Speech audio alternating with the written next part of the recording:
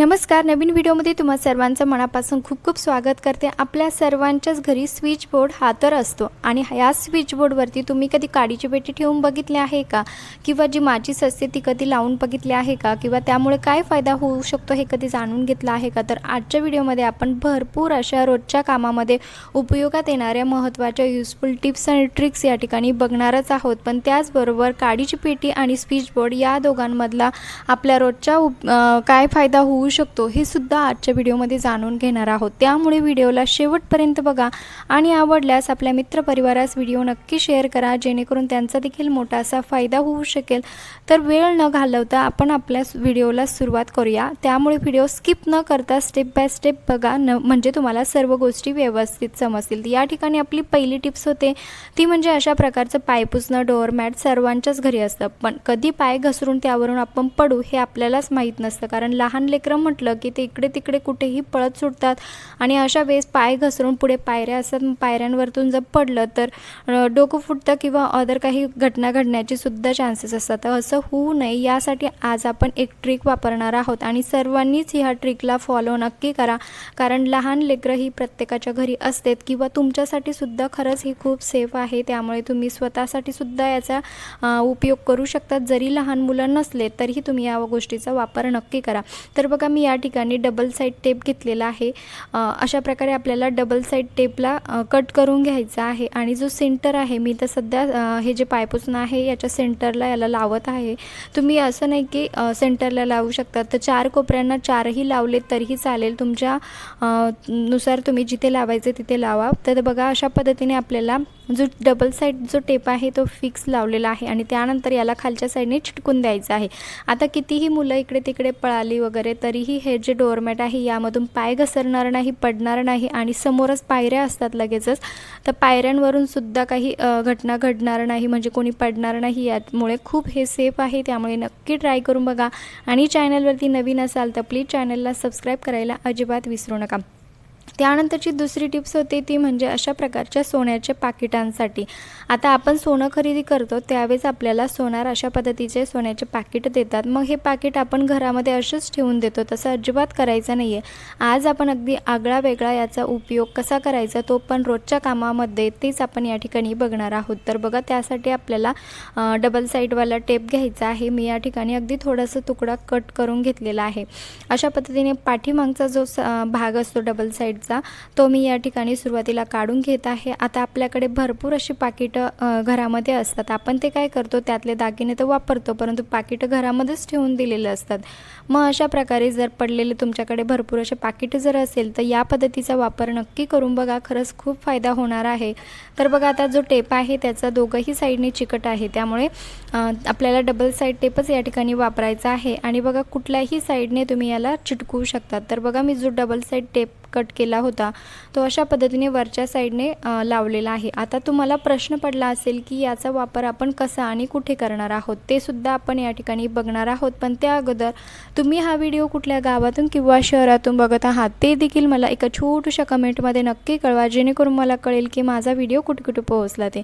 आता बघा, ज्यावेळेस आपण बाहेरून कुठून येतो त्यावेळेस आपल्याकडे आपल्या घराची चावी असते. दुसरं म्हणजे आपल्याकडे आपल्या गाडीची सुद्धा चावी असते. मग ही चावी आपण कधी काय करतो, कुठे ठेवतो हे आपल्यालाच लक्षात राहत नाही. तर अशा वेळेस बाहेरून येताना अशा छोट्या छोट्या ज्या वस्तू असतात आपल्याकडे त्या आपण दरवाजा लावला की लगेचच त्या ठिकाणी आपण या जे छोटं पाऊच आहे त्यामध्ये टाकू शकतो. आता ठीक आहे, बऱ्याच जणांच्या घरी चावी अडकवण्यासाठी हँगर असतात, परंतु अजूनही काही घरांमध्ये ते नसतं. तर तुम्ही या पद्धतीचा वापर अशा वेळेस करू शकतात. बाहेरून कुठून आले की जी चावी असते गाडीची म्हणा किंवा घराची चावी असते ती अशा पद्धतीने लगेच यामध्ये टाकून द्यायची आहे. किंवा छोट्या मोठ्या आपल्या काही वस्तू असतात, काटेपिन म्हणा किंवा अदर काही छोट्या मोठ्या महिलांच्या तर भरपूर अशा वस्तू असतात, त्यासुद्धा तुम्ही अगदी सेफमध्ये यामध्ये ठेवू शकतात. हे अजिबात निघत नाही. दरवाजाच्या पाठीमागच्या बाजूला आपल्याला हे अडकवायचं आहे, म्हणजे चिटकवायचं आहे. आता असं नाही की तुम्ही दरवाजाच्याच पाठीमागे याला लावू शकतात, तुम्ही तुमच्या बाथरूममध्ये देखील याला लावू शकता, फ्रीजच्या एखाद्या साईडला लावू शकतात किंवा किचनमध्ये अशा छोट्या मोठ्या वस्तू ठेवण्यासाठी तुम्ही याचा वापर नक्कीच करू शकतात. आय होप की ट्रिक आवडली असेल. त्यानंतरची दुसरी महत्त्वाची टिप्स होते ती म्हणजे अशा प्रकारच्या डोअरमॅटसाठी. आता म्हणजे असं कोणी नाही की ज्याच्याकडे अशा प्रकारचे जे डोअरमॅट असतात ते सध्या सर्वांकडेच आहेत. मग अशा डोअरमॅटला आपण नेहमी धुवूसुद्धा शकत नाही, कारण धुतल्यानंतर हे खराब होतं. मग या यामधले जे केस असतात, धूळ असते, घाण असते, ती काढायची तरी कशी. तर बघा, आज आपण अगदी सोप्या पद्धतीने याला न धुता स्वच्छ कसं करायचं ते बघणार आहोत. तर आपल्याला घ्यायचं आहे एक कंगवा आणि जसं आपण यावरती कंगवा फिरवतो तर लगेचच त्यावरती जेवढे काही केस अडकलेले राहतात किंवा काही धूळ किंवा अशा काही घाण वगैरे काही अडकून बसलेली राहते ती अगदी आरामात निघते. आणि खरंच खूप सोपी पद्धत आहे. आपण याला जर धुवायला गेलो तर जास्त वेळेस म्हणजे धुवून हे खराबसुद्धा होतं. तर अशा पद्धतीने कंगव्याने जर तुम्ही याला क्लीन केलं तर त्यातले सर्व केससुद्धा निघतात आणि अशा प्रकारे जी बारीक अशी घाण राहते अडकलेली तीसुद्धा अगदी आरामात निघते. खूप सोप्या पद्धती आहे, नक्की ट्राय करून बघा आणि आवडल्यास मित्रपरिवारास देखील शेअर करा. आपल्या मित्रपरिवारामध्ये, नातेवाईकांमध्ये अशा ट्रिक्स ज्या आहे जर तुम्ही पाठवल्या तर त्यांचासुद्धा मोठा असा फायदा होऊ शकेल. आपली जी अवघड कामे आहेत ती म्हणजे सोप्या पद्धतीने कशी करायची तेच मी नेहमी सांगत असते आणि खूप युजफुल माझ्या टिप्स असतात, त्यामुळे नक्की चॅनलला सबस्क्राईब करा. तर बघा, आता जे डोअरमॅट आहे ते आपलं व्यवस्थित स्वच्छ झालेलं आहे. त्यानंतरची दुसरी शेवटची आणि महत्त्वाची टिप्स होते ती म्हणजे स्विचबोर्डसाठी. आता आपल्या सर्वांकडे स्विचबोर्ड हे असतं. मग आता स्विचबोर्ड म्हटलं की आपण त्यावरती चार्जिंगला लावत असतो किंवा मोबाईल चार्जिंग लावत असतो किंवा अदर काही पिना असतात आपल्याकडे, ते आपण अशा प्रकारे या बोर्डमध्ये फिक्स करत असतो. परंतु कधी काय होतं की आपलं जे चार्जर म्हणा किंवा एखादी पिन म्हणा ती त्यामध्ये फिक्स बसतच नाही. मग अशा प्रकारे ढिल्ली राहते. मग चार्जरसुद्धा कंटिन्यू डिस्कनेक्ट होत राहतं, मग मोबाईल चार्जिंगसुद्धा होत नाही. मग अशा वेळेस काय केलं पाहिजे. तर बघा, अगदी सोप्या पद्धतीने आपण हा प्रॉब्लेम या ठिकाणी सॉल्व करणार आहोत. त्यासाठी आपल्याला लागणार आहे जी काडीची पेटीच्या ज्या काड्या असतात, म्हणजे अशा प्रकारे ह्या ज्या काड्या असतात ह्या स्विचबोर्डमध्ये अशा प्रकारे ठेवायच्या आहे. तुम्ही जसं पाहिजे म्हणजे एक ठेवली तरीही चालेल, दोघंही ठिकाणी लावली तरीही चालेल. आणि त्यानंतर आपलं जे चार्जर आहे ते यावरती फिक्स करायचं आहे.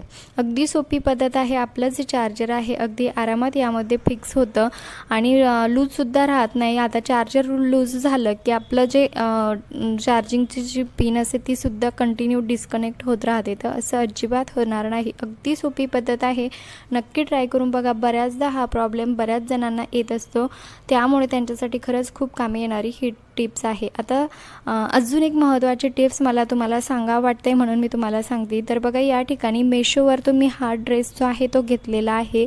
इतकी सुंदर क्वालिटी आहे, जसा व्हिडिओमध्ये म्हणजे फोटोमध्ये दिसत होता सेम तसाच मला हा रिसीव झालेला आहे आणि याची किंमत आहे फक्त 350 रुपये आहे. एवढा सुंदर जो कुर्ता आहे तो मला या ठिकाणी मिळालेला आहे. कडेनी खालच्या साईडने संपूर्ण बॉर्डर आहे, वरतीसुद्धा वर्कचं काम केलेलं आहे. कलरही खूप छान आहे आणि क्वालिटी तर एकच नंबर आहे. आता म्हटलं की चला, माझा तर फायदा झाला आहे की सर्वांचाच झाला पाहिजे. याची लिंक डिस्क्रिप्शन